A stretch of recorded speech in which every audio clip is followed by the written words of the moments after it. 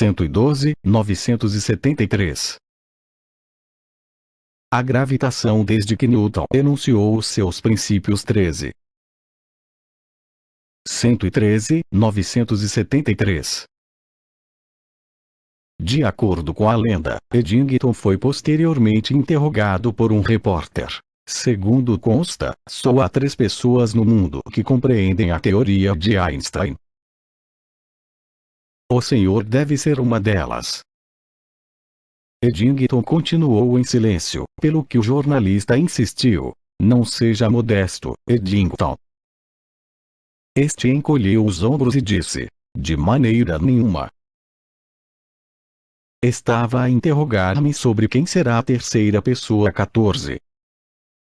No dia seguinte, o Times, de Londres, publicou em título: Revolução na Ciência, Nova Teoria do Universo, Ideias de Newton Ultrapassadas. Este título marcava o momento em que Einstein se tornou uma figura de renome mundial, um mensageiro das estrelas. Tão importante era esta notícia e tão radical era o afastamento de Einstein em relação a Newton, que suscitou uma forte reação, quando físicos e astrônomos notáveis condenaram a teoria.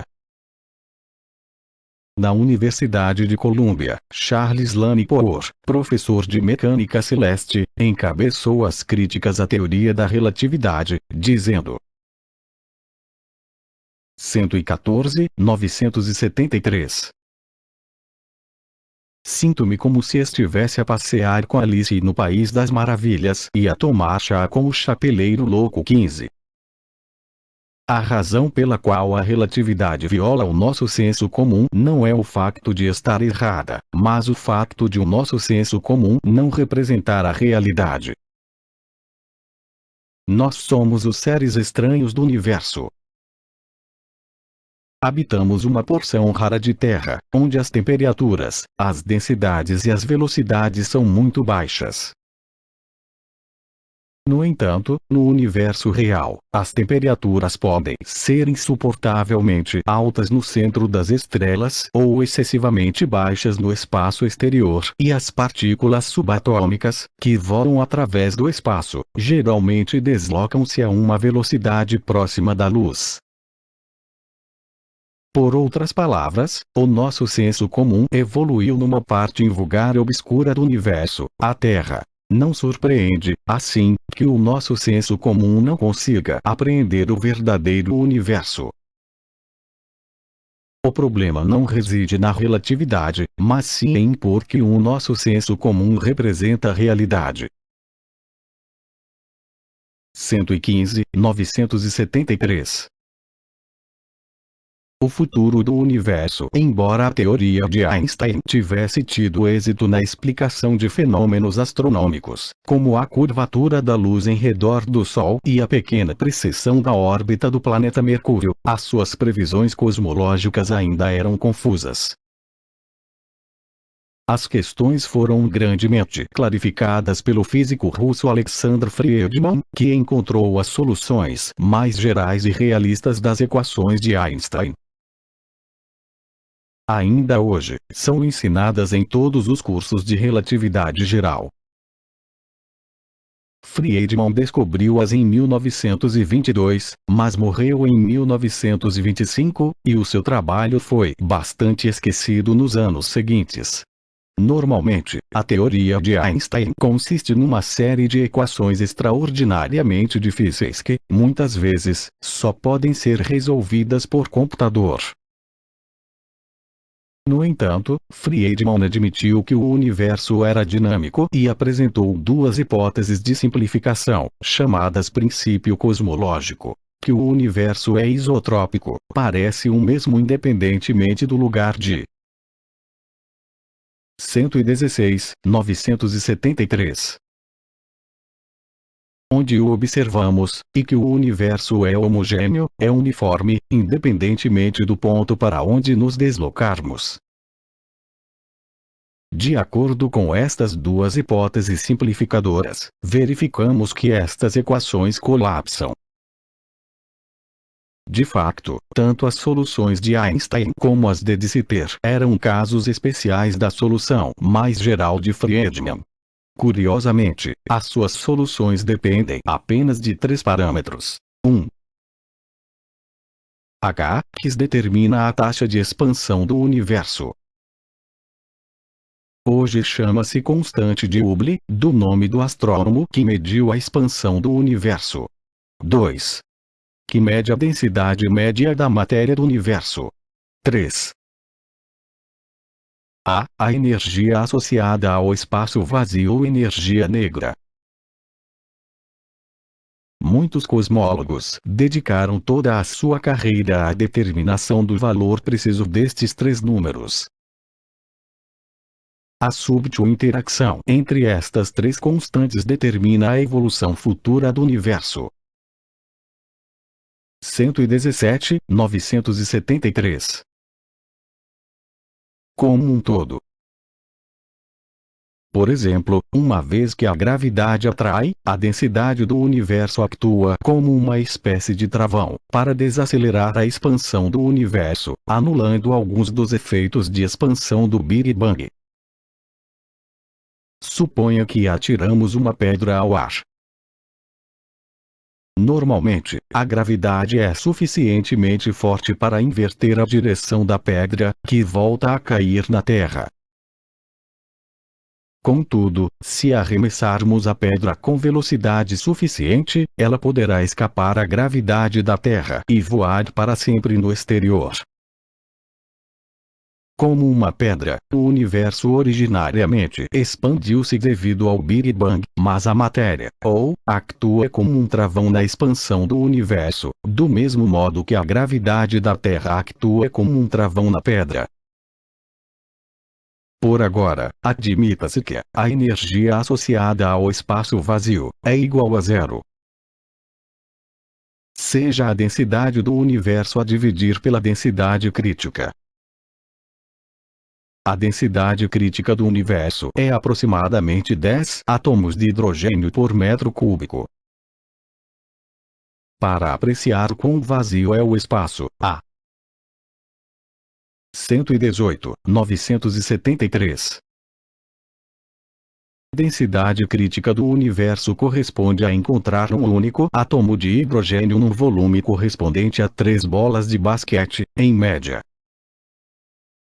Se for menor que 1, os cientistas concluirão que no universo não há matéria suficiente para anular a expansão original do Big Bang, tal como, ao atirar uma pedra ao ar, se a massa da Terra não for suficientemente grande, a pedra não voltará à Terra. Consequentemente, o universo expandir-se-á para sempre, acabando por mergulhar no Big Freeze quando as temperaturas se aproximarem do zero absoluto. Este é o princípio subjacente a um frigorífico ou a um sistema de ar-condicionado. Quando o gás se expande, arrefece. No sistema de ar-condicionado, por exemplo, o gás que circula num tubo expande-se arrefecendo o tubo e a sala. 16. 119, 973. 120, 973. Se for maior que 1, então haverá no universo matéria e gravidade suficientes para anular definitivamente a expansão cósmica. Em resultado disso, a expansão do universo acaba por parar e o universo começará a contrair-se. Tal como a pedra atirada ao ar, se a massa da Terra for suficientemente grande, a pedra acabará por atingir uma altura máxima e depois volta a cair na Terra. As temperaturas começarão a subir, à medida que as estrelas e as galáxias se precipitarem umas contra as outras. Quem já encheu o pneu de uma bicicleta sabe que a compressão boa. 121, 973. Gás gera calor. O trabalho mecânico ao bombear gás é convertido em calor. Do mesmo modo, a compressão do universo transforma a energia gravitacional em calor. Finalmente, as temperaturas tornar-se-ão tão altas que toda a vida se extinguirá à medida que o universo caminha para um abrasador Big Crunch. O astrônomo Ken Crowell chama a este processo da criação a cremação. Uma terceira possibilidade é que seja exatamente 1. Por outras palavras, a densidade do universo é igual à densidade crítica e, nesse caso, o universo flutua entre os dois extremos, mas ainda se expandirá para sempre. Este é, como veremos, o cenário preferido pela representação inflacionária. E, finalmente, há a possibilidade de o universo, em consequência de um Big Crunch, poder reemergir num novo Big Bang. Esta teoria é conhecida por teoria do universo oscilante. Friedman mostrou que cada um destes cenários, por sua vez, determina a curvatura do 122, 973. Espaço-tempo. Se for inferior a 1 e o universo se expandir para sempre, Friedman mostrou que tanto o tempo como o espaço serão infinitos. Diz-se que o universo é aberto, isto é, infinito no espaço e no tempo. Quando Friedman calculou a curvatura deste universo, descobriu que era negativa. É como a superfície de um selim ou de uma trompa. Se um escaravelho vivesse na superfície desta superfície, acharia que as linhas paralelas nunca se encontravam e que os ângulos internos de um triângulo somavam menos de 180 graus. Se for maior que 1, então o universo acabará por se contrair no Big Crunch. O tempo e o espaço são finitos. Friedman descobriu que a curvatura deste universo é positiva, como uma esfera. Finalmente, se for igual a 1, então o espaço será plano e o tempo e o espaço não terão limites. Friedman não só forneceu a primeira abordagem compreensível das equações cosmológicas de Einstein, como também fez a conjectura mais 123, 973. Realista acerca do juízo final, o destino último do universo, se ele acabará num Big Freeze, se explodirá no Big Crunch ou se oscilará eternamente. A resposta depende de parâmetros cruciais: a densidade do universo e a energia do vácuo. Mas a representação de Friedman deixa uma questão em aberto. Se o universo está em expansão, tal significa que ele pode ter tido um começo. A teoria de Einstein nada disse sobre o instante desse começo. O que faltava era o momento da criação, o Big Bang. E 3 cientistas acabaram por nos dar uma imagem mais convincente do Big Bang. 124, 973.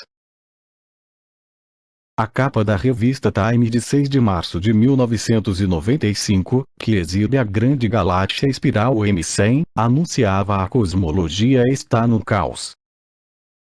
A cosmologia estava a entrar no caos, porque os últimos dados do telescópio espacial Hubble pareciam indicar que o universo era mais jovem do que a sua estrela mais velha, o que é cientificamente impossível. Os dados faziam crer que o universo tinha entre 8 e 12 mil. 128, 973. Milhões de anos de idade, quando se pensava que a estrela mais velha tinha 14 mil milhões de anos de idade. Ninguém pode ser mais velho do que a sua mãe, gracejava Christopher Impey, da Universidade do Arizona. Mas, lidas as entrelinhas, compreendemos que a teoria do Big Bang é muito razoável. A prova que refutava a teoria do Big Bang baseava-se numa única galáxia, a MLO, o que não é um método científico muito correto. As deficiências eram, como o artigo reconhecia, demasiado grandes para permitirem levar a cabo a viagem às estrelas. Com base nos dados do telescópio espacial Hubble, a idade do universo não podia ser calculada com uma precisão superior a 10% ou 20%. A questão que levanto é que a teoria do Big Bang não se baseia na especulação, mas em centenas de dados provenientes de várias fontes, que convergem todas para sustentar uma teoria única e autocoerente. Em ciência, nem todas as teorias são concebidas da mesma maneira. Embora 129.973 qualquer pessoa seja livre de propor a sua própria versão da criação do universo, é preciso que ela explique a centena de dados particulares que reunimos e que são coerentes com a teoria do Big Bang. As três grandes provas da teoria do Big Bang baseiam-se no trabalho de três imortais cientistas que se distinguiram nas respectivas áreas: Edwin Hubble, George Gamow e Fred Hoyle. Edwin Hubble, astrônomo aristocrata. Embora as bases teóricas da cosmologia tenham sido lançadas por Einstein, a cosmologia moderna, baseada na observação, foi quase toda ela criada por Edwin Hubble, porventura o astrônomo mais importante do século XX. Nascido em 1889 nos bosques de Marshfield, no Missouri, Hubble era um modesto rapaz do campo que alimentou grandes ambições. O seu pai, advogado e agente de seguros, incentivou-o a seguir a carreira das leis. Hubble, no entanto, 130.973 estava encantado com os livros de Júlio Verne e fascinado pelas estrelas. Devorava clássicos de ficção científica, como 20.000 léguas submarinas e Da Terra à Lua. Também foi um excelente pugilista. Os promotores queriam que se tomasse profissional e lutasse com o campeão mundial de pesos pesados, Jack Johnson. Ganhou uma prestigiosa bolsa para estudar leis em Oxford, onde começou a adoptar os maneirismos da melhor sociedade britânica. Começou a usar fatos de verde, a fumar cachimbo, a adoptar uma acentuada pronúncia britânica e a falar de cicatrizes de duelos, que, ao que se dizia, inflige a si próprio. Contudo, Hubble era infeliz. O que, na realidade, o atraía não eram os delitos nem os processos jurídicos. A sua paixão, que lhe vinha desde a infância, eram as estrelas. Encheu-se de coragem, desistiu do curso e foi para a Universidade de Chicago e para o Observatório do Monte Wilson, na Califórnia, que albergava então o maior telescópio do mundo, com um espelho de 131.973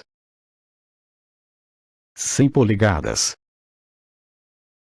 Por ter começado a sua carreira tão tarde, Hubble era um homem cheio de pressa.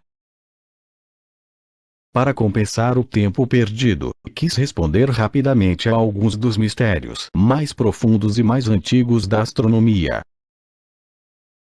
Na década de 1920, o universo era um lugar confortável. Acreditava-se que era constituído apenas pela Via Láctea, a faixa de luz em forma de nuvem que atravessa o céu noturno, parecendo-se com leite derramado. A palavra galáxia, de facto, deriva do vocábulo grego que significa leite. Em 1920, teve lugar o grande debate entre os astrônomos Arlov Shapley, de Harvard, e Herbert Curtis, do Lick Observatory. Intitulado A Escala do Universo, discutia o tamanho da Via Láctea e do próprio universo. Shapley defendia que a Via Láctea era todo o universo visível. Curtis acreditava que, para além da Via Láctea, havia uma nebulosa espiral, com estranhos mas belos tufos de neblina rodopiante. já na primeira década do século XVIII, o filósofo Immanuel Kant. 132, 973. Especulará que estas nebulosas espirais eram universos-ilhas. O debate despertou a curiosidade de Hubble. O problema essencial era determinar a distância às estrelas e que era, e continua a ser, uma das tarefas mais diabólicas da astronomia. Uma estrela brilhante que esteja muito distante pode parecer idêntica a uma estrela menos brilhante que esteja mais próxima. Esta confusão esteve na origem de numerosas contendas e grandes controvérsias em astronomia. Para resolver o problema, Hubble precisava de uma vela padrão, um objeto que emite a mesma quantidade de luz em qualquer parte do universo. De facto, uma grande parte do esforço da cosmologia desse tempo consistiu em tentar encontrar e calibrar essas velas padrão. A maior parte dos grandes debates de astronomia centram-se no grau de viabilidade destas velas padrão. Se tivermos uma candela padrão que ilumine uniformemente o universo com a mesma intensidade, então uma estrela que fosse 4 vezes menos brilhante do 133, 973. Que o normal estaria apenas 2 vezes mais distante da Terra. Uma noite, quando observava uma fotografia da nebulosa espiral Andrômeda, Hubble teve um momento de eureka. O que ele descobriu no interior de Andrômeda foi uma estrela de um tipo de estrelas variáveis, chamadas Cefeides, que tinha sido estudado por Henrietta Leavitt. Sabia-se que estas estrelas pulsavam no decurso do tempo, e que a duração de um ciclo completo estava relacionada com seu brilho. Quanto mais brilhante fosse a estrela, maior era o seu ciclo de pulsação. Assim, medindo o comprimento desse ciclo, seria possível calibrar o seu brilho e determinar a sua distância. Hubble descobriu que durava 31,4 dias, o que, com grande surpresa sua, correspondia a uma distância de 1 milhão de anos-luz, muito longe da Via Láctea. O disco luminoso da Via Láctea tem apenas 100.000 anos-luz de diâmetro. Cálculos posteriores mostrariam que Hubble tinha, de facto, subestimado a 134, 973. A verdadeira distância da Andrômeda, que é de cerca de 2 milhões de anos-luz. Quando levou a cabo a mesma experiência noutras nebulosas espirais, Hubble descobriu que também estavam fora da Via Láctea. Por outras palavras, ficou claro para ele que estas nebulosas espirais eram universos-ilhas inteiros, por direito próprio, que a Via Láctea era apenas uma galáxia num firmamento de galáxias. De um momento para o outro, o tamanho do universo aumentou muito.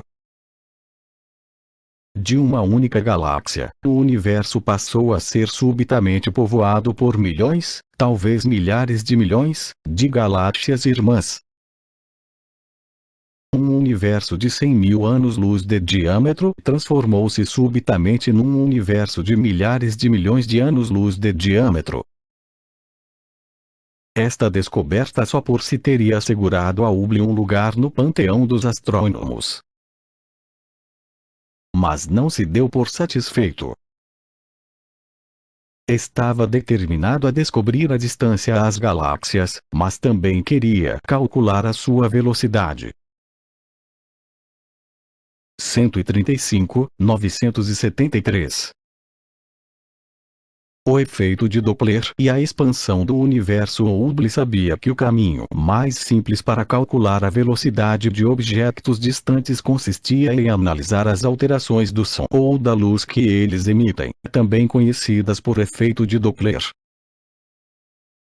Os carros emitem ruído quando passam por nós na estrada. A polícia usa o efeito de Doppler para obter informação sobre a velocidade. Lança sobre o carro um feixe de laser, que se reflete para o carro da polícia. Analisando o desvio da frequência da luz do laser, a polícia pode calcular a velocidade. Se uma estrela, por exemplo, se está a mover na nossa direção, as ondas de luz que ela emite são comprimidas como um acordeão. Consequentemente, o seu comprimento de onda torna-se mais curto. Uma estrela amarela parecerá ligeiramente azulada, porque a cor azul tem um comprimento de onda mais curto do que a amarela. De modo análogo, se uma estrela se afasta de nós, as suas ondas de luz são alongadas. 136, 973. Dando-lhe um comprimento de onda maior, pelo que uma estrela amarela parece ligeiramente avermelhada. Quanto maior for a distorção, maior será a velocidade da estrela. Assim, se conhecermos o desvio da frequência da luz das estrelas, poderemos determinar a sua velocidade. Em 1912, o astrônomo Vestus Lippert descobriu que as galáxias se estavam a afastar da Terra a grande velocidade. O universo não só era muito mais vasto do que se esperara, como também se expandia muito rapidamente.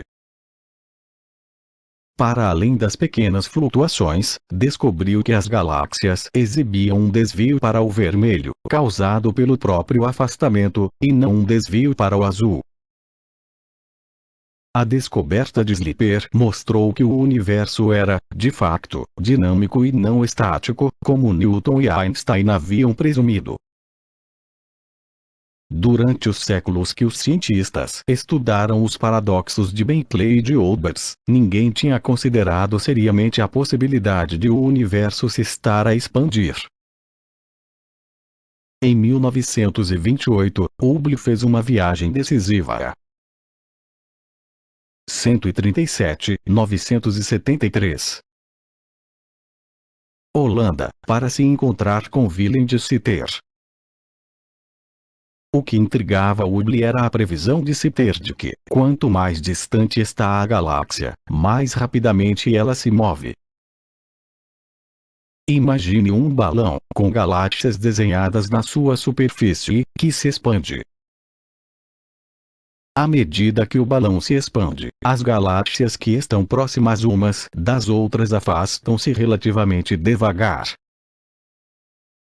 Quanto mais próximas estão umas das outras, mais lentamente se distanciam. Mas as galáxias mais distantes, no balão, afastam-se mais rapidamente. De Sitter pediu a Hubble que observasse este efeito nos seus dados, o que se podia verificar analisando o desvio para o vermelho das galáxias.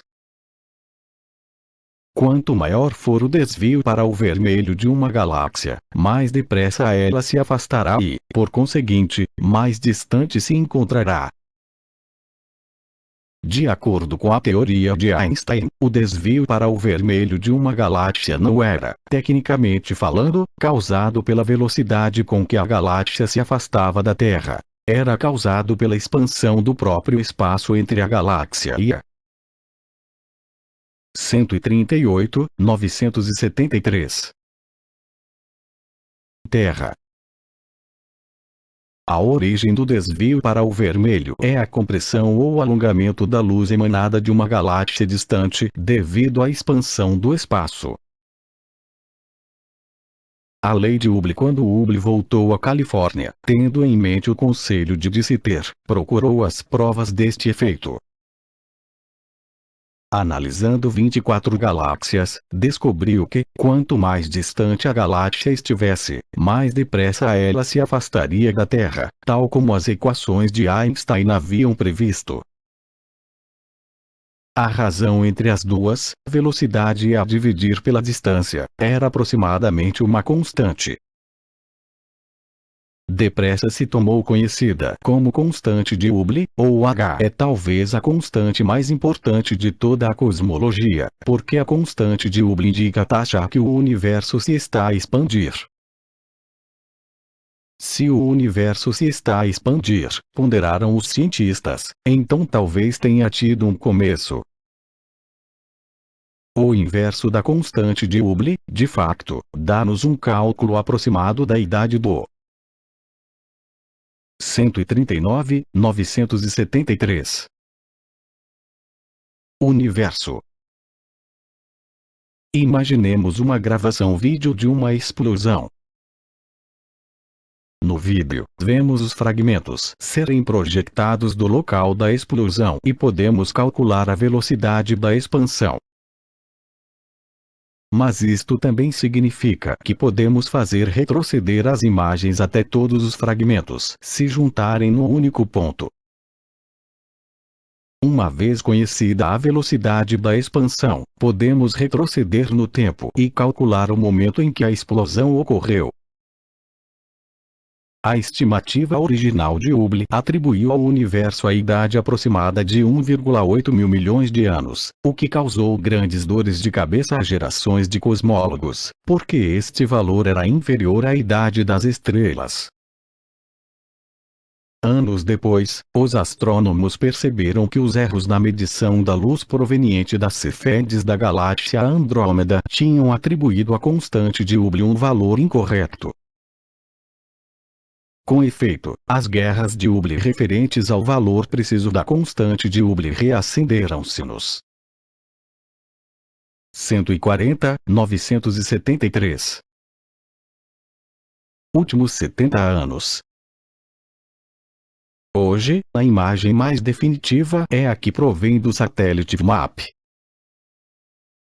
Em 1931, Einstein, numa visita triunfal ao observatório do Monte Wilson, encontrou-se com Hubble. Reconhecendo que o universo estava, de facto, em expansão, considerou a constante cosmológica o seu maior erro. Contudo, um erro de Einstein até é suficiente para abalar os fundamentos da cosmologia, como veremos quando analisarmos os dados do satélite VMAP, em capítulos seguintes. Quando a mulher de Einstein visitou o enorme observatório, disseram-lhe que aquele telescópio gigantesco estava a determinar a estrutura definitiva do universo. A senhora Einstein respondeu despreocupadamente: "O meu marido fez isso nas costas de um envelope velho." O Big Bang. O sacerdote belga, Georges Lemaitre, ao tomar conhecimento da teoria de Einstein, ficou fascinado com a ideia de a teoria conduzir logicamente a um universo em expansão, o que, por 141.973 conseguinte, significava que o universo teve um começo. Como os gases aquecem quando são comprimidos, ele compreendeu que o universo, no início do tempo, deve ter sido fantasticamente quente. Em 1927, afirmou que o universo deve ter começado como um superátomo de temperatura e densidade incríveis, que subitamente explodiu, dando origem ao universo em expansão de Hubble. Escreveu: "A evolução do mundo pode ser comparada com o espetáculo de fogo de artifício que terminou. Alguns fragmentos vermelhos, cinzas e fumo. Neste planeta de cinzas arrefecidas, assistimos ao desaparecimento lento dos sóis e tentamos relembrar o brilho desvanecido da origem dos mundos 1. A primeira pessoa a propor esta ideia de um superátomo no começo do tempo foi, mais uma vez, Edgar Allan Poe, que argumentou que a matéria atrai outras formas de matéria e, por isso, no começo do tempo deve ter havido uma concentração cósmica de átomos." 142.973 Lemaitre haveria de participar em conferências de física e de importunar outros cientistas com a sua ideia. Ouvi-lo-iam com bom humor e depois esqueceriam calmamente as suas ideias. Arthur Eddington, um dos principais físicos do seu tempo, disse: como cientista, não acredito que a presente ordem das coisas tenha começado com um bang. A ideia de que esta atual ordem da natureza tenha começado abruptamente repugna-me. 2. Mas, ao longo dos anos, a sua persistência venceu gradualmente a resistência da comunidade dos físicos. O cientista que se tomaria um mais importante porta-voz e divulgador da teoria do Big Bang haveria de apresentar a prova mais convincente desta teoria. George Gamow, o brincalhão cósmico. Embora Hubble fosse o aristocrata mais sofisticado da astronomia, o seu trabalho foi continuado por uma outra figura ímpar, George Gamow. Gamow foi, em muitos aspectos, o seu 143, 973. Oposto. Um brincalhão, um cartunista, conhecido pelas suas travessuras e pelos seus 20 livros sobre ciência, muitos deles para jovens. Muitas gerações de físicos, em que eu próprio me incluo, aprenderam através dos seus livros de entretenimento e de informação sobre física e cosmologia. Num tempo em que a relatividade e a teoria quântica estavam a revolucionar a ciência e a sociedade, os seus livros distinguiam-se, pois eram os únicos credíveis sobre ciência avançada destinados a um público jovem. Enquanto os cientistas menores muitas vezes são estéreis em ideias e se contentam em trabalhar com montanhas de dados enfadonhos, Gamow foi um dos gênios criativos do seu tempo, um polímata cujas ideias haviam de mudar o curso da física nuclear, da cosmologia e até mesmo da investigação do ADN. Talvez não seja por acaso que a autobiografia de James Watson, que descobriu, com Francis Crick, o segredo da molécula do ADN, se intitulou Genes, Gamow and Girls. Como o seu colega Edward 144, 973. Teller recordou que 90% das teorias de Gamow estavam erradas e era fácil reconhecê-lo. Mas ele não se importava. Era uma dessas pessoas que não se orgulhavam particularmente de nenhuma das suas criações. Lançava uma ideia e depois gracejava sobre ela 3. Mas os restantes 10% das suas ideias continuariam a revolucionar todo o panorama da ciência. Gamow nasceu em Odessa, na Rússia, em 1904, durante as primeiras revoltas sociais desse país. Gamow relembra que as aulas foram muitas vezes suspensas, quando Odessa era bombardeada por um navio de guerra inimigo, ou quando as forças expedicionárias gregas, francesas ou inglesas atacavam a baioneta as principais ruas da cidade, as entrincheiradas forças russas, brancas, vermelhas ou mesmo verdes, ou quando as forças russas de várias cores lutavam umas contra as outras. O ponto de viragem na sua vida aconteceu quando, um dia, foi à igreja e, às escondidas, levou para casa um pão da comunhão, depois da 145, 973. Missa. Observando-o ao microscópio, viu que não havia nenhuma diferença entre esse pão, que representa o corpo de Jesus Cristo, e o pão vulgar. Concluiu: penso que foi esta experiência que fez de mim um cientista. 5. Estudou na Universidade de Leningrado e foi aluno do físico Alexander Friedman. Mais tarde, na Universidade de Copenhaga, encontrou muitos dos gigantes da física, como Niels Bohr. Em 1932, ele e a sua mulher tentaram sem sucesso fugir da União Soviética navegando numa jangada da Crimeia para a Turquia.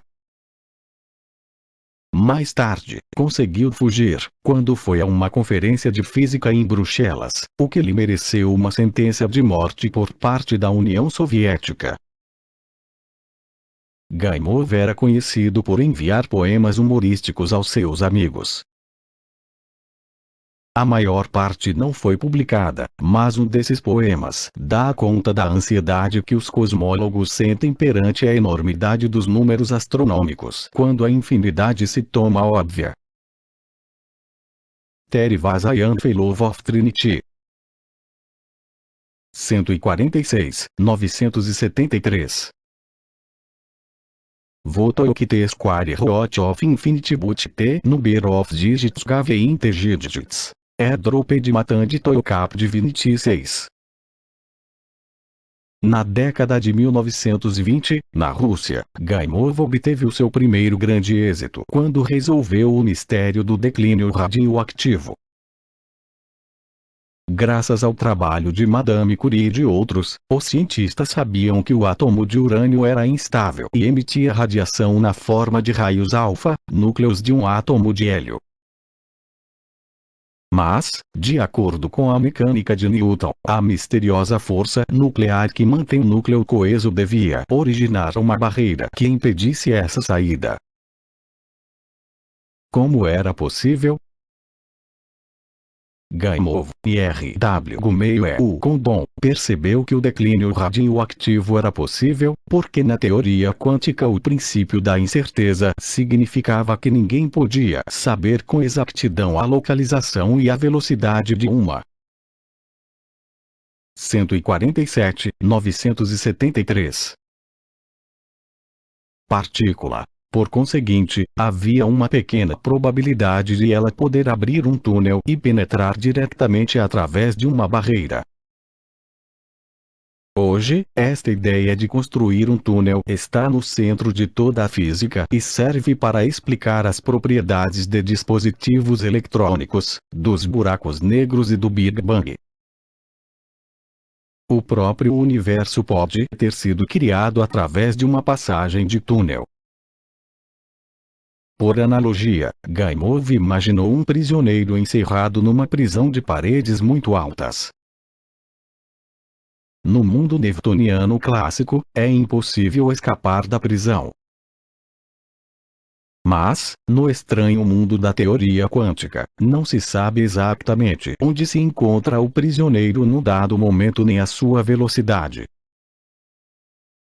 Se o prisioneiro bater muitas vezes com violência contra as paredes, é possível calcular a probabilidade de ele um dia poder passar através das paredes, desafiando o senso comum e a mecânica newtoniana. Há uma probabilidade finita, calculável, de ele ser encontrado fora das paredes da prisão. Para objetos 148, 973. Grandes como prisioneiros, seria preciso esperar mais do que o tempo de vida do universo para que o milagroso evento ocorresse. Mas com partículas alfa e com partículas subatômicas isso acontece sempre, porque estas partículas chocam repetidamente contra as paredes do núcleo com grandes quantidades de energia. Muitos acham que Gaimov deveria ter sido galardoado com o Prêmio Nobel por este trabalho de importância vital. Na década de 1940, o interesse de Gaimov começou a deslocar-se da relatividade para a cosmologia, que lhe pareceu um terreno rico ainda por desbravar.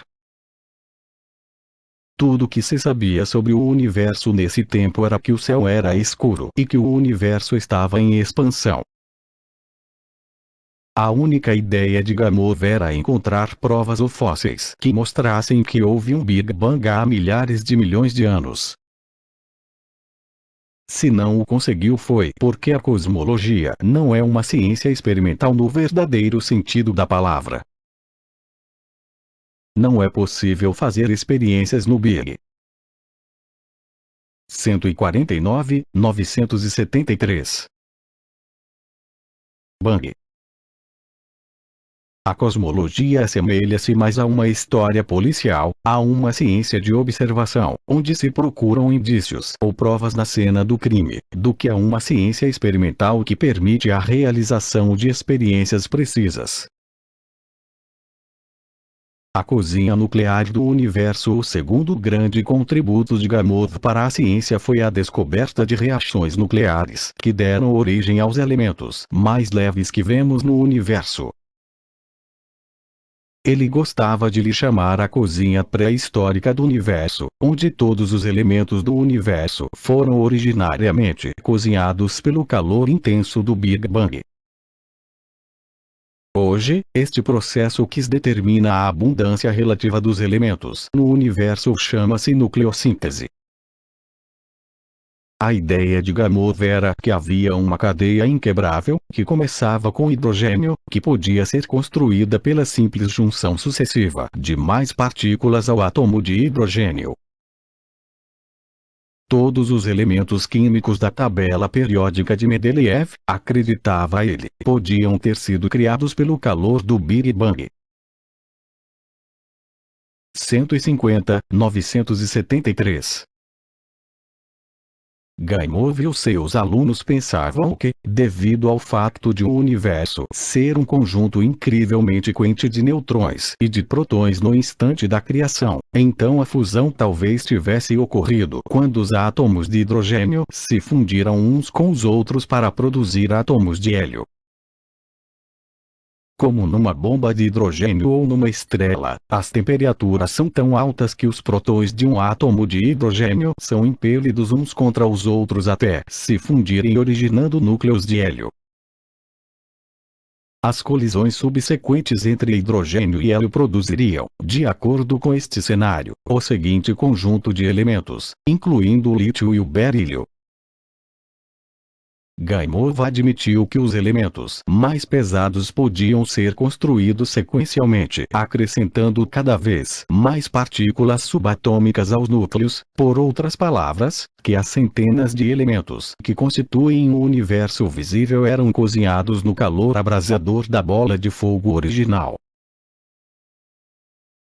151, 973. De uma maneira típica, Gamow esboçou as linhas gerais deste ambicioso programa e deixou seu aluno de doutoramento Ralph Alper desenvolver os pormenores. Quando o artigo foi concluído, ele não foi capaz de resistir a uma brincadeira. Pôs o nome do físico Ansbeth no artigo, sem o seu consentimento, por isso, o artigo ficou conhecido por Alfa Beta Gama. O que Gamow descobriu foi que o Big Bang era, de facto, suficientemente quente para criar o hélio, que perfaz cerca de 25% da massa do universo. Recuando no tempo, uma prova do Big Bang pode ser encontrada olhando simplesmente para muitas das estrelas e das galáxias atuais e compreendendo que são constituídas por cerca de 75% de hidrogênio, 25% de hélio e alguns outros elementos químicos simples. Como disse David Spergel, astrofísico de Princeton, sempre que se enche um balão, estamos a colocar átomos, alguns dos quais se formaram nos primeiros minutos do Big Bang. 8. 152, 973. Contudo, Gamow também encontrou problemas de cálculo. A sua teoria aplicava-se bem aos elementos muito leves. Mas os elementos com 5 e 8 neutrões e prótons são extremamente instáveis e, por isso, não podem servir de ponte para a criação de elementos com um número superior de prótons e de neutrões. A ponte servia apenas para núcleos de 5 e 8 partículas. O facto de o universo ser composto por elementos pesados com muito mais de 5 e 8 neutrões e prótons de número atômico 5 e 8, não deixou esclarecer o mistério cósmico. O programa de Gamow não se podia aplicar para além dos números 5 e 8, pelo que o problema continuou por resolver durante anos, invalidando a sua intenção de mostrar que todos os elementos do universo tinham sido criados no momento do Big Bang.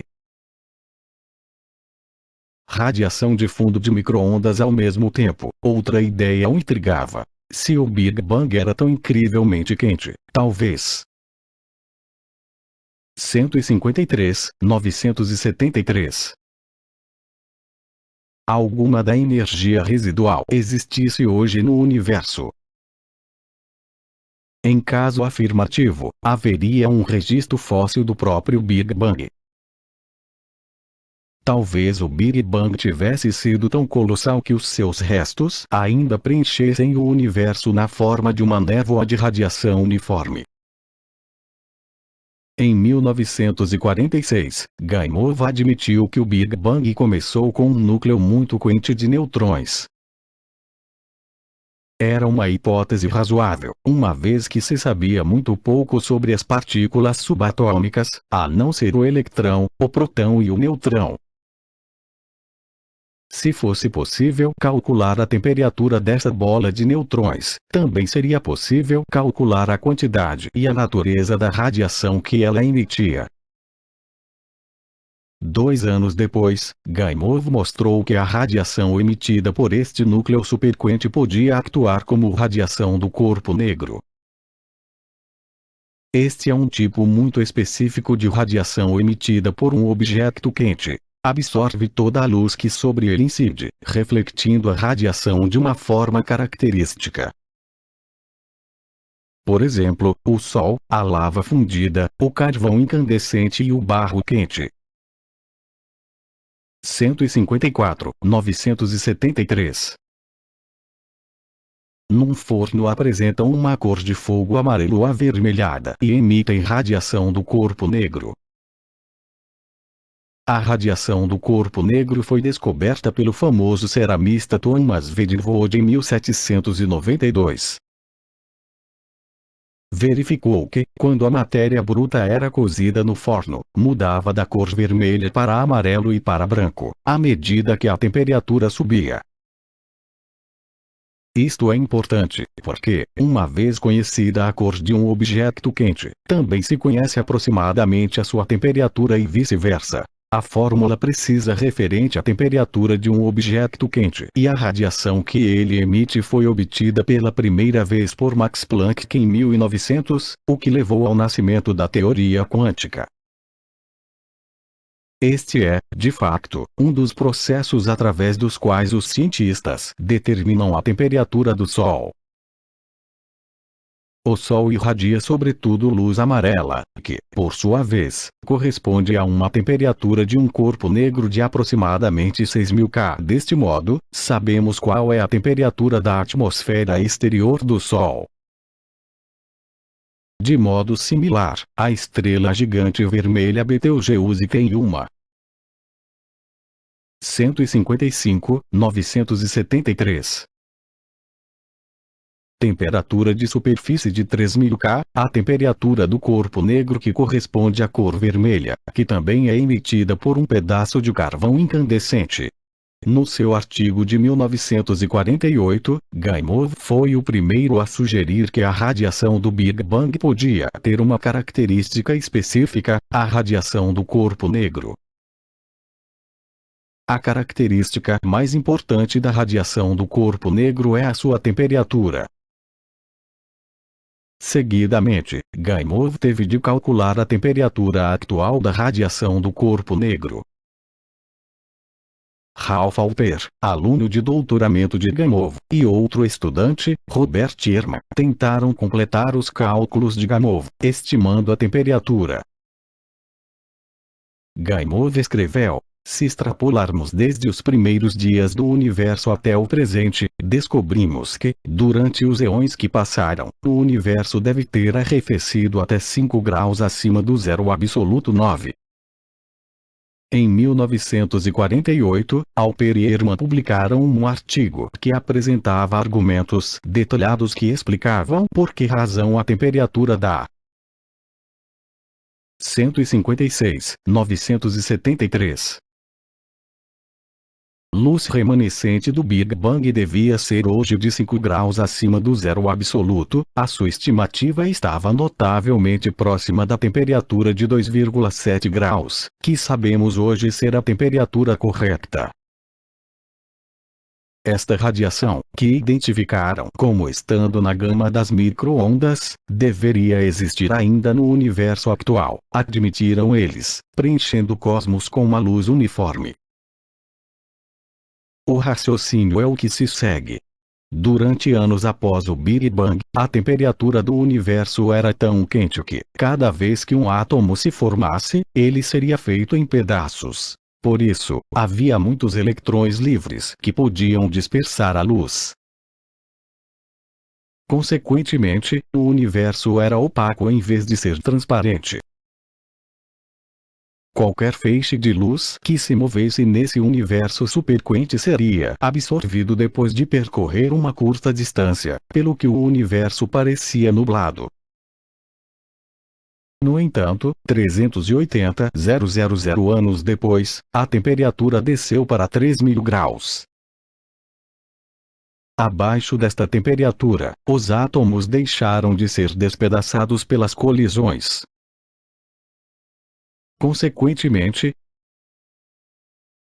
157.973 podiam formar-se átomos estáveis e os feixes de luz podiam agora viajar durante anos-luz sem serem absorvidos. Assim, pela primeira vez, o espaço vazio tornou-se transparente. Esta radiação, que já não era instantaneamente absorvida logo que era criada, está ainda hoje espalhada pelo universo. Quando Alper e Erma mostraram o seu cálculo final da temperatura do universo a Gamow, este ficou desapontado. A temperatura era tão baixa que seria extremamente difícil medi-la. Gamow levou um ano a aceitar que os pormenores do cálculo estivessem corretos. Mas tinha poucas esperanças de conseguir medir um campo de radiação tão fraco. Os instrumentos disponíveis na década de 1940 eram desesperadamente inadequados para medir este eco tão vago. Num cálculo posterior, partindo de uma hipótese incorreta, Gamow subiu a temperatura da radiação para 50 graus. Fizeram uma série de conferências para divulgar o seu trabalho. Mas, infelizmente, o seu 158.973 resultado profético foi ignorado. Alper disse: gastamos muita energia fazendo conferências para divulgar o nosso trabalho. Ninguém reagiu. Ninguém disse que a temperatura podia ser medida. E, assim, de 1948 até 1955, não voltamos ao assunto 10.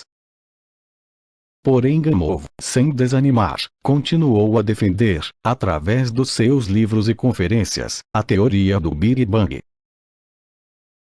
No entanto, acabou por encontrar um adversário feroz, muito parecido com ele.